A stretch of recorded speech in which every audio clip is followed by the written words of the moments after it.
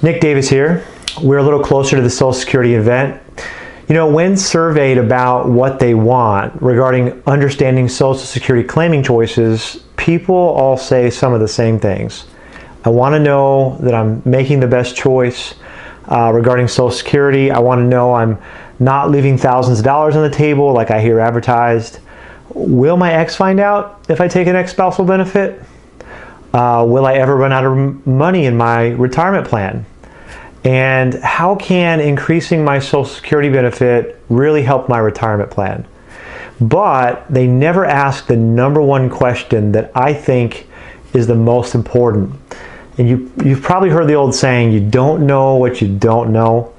Well, this is especially true when it comes to experiencing a happy retirement. So the question is not, will Social Security be here for me because the government's so screwed up? Though that is an important question, and it's a topic that I'll cover during our class time. The real question that no one asks, and in my opinion is a problem that I see most every day of the week in average families, you know, families that have an okay retirement planned out as long as they don't buy a new Corvette and a new boat every year. The real important question is, if my spouse and I live a really long time, what will life be like for him or her after I'm gone? Because there is a reduction in Social Security benefit at that point for most people. Nobody asks that question. And it's sad because usually it's a really easy fix. The good news is that people right now could have 20 plus years to address and answer that question.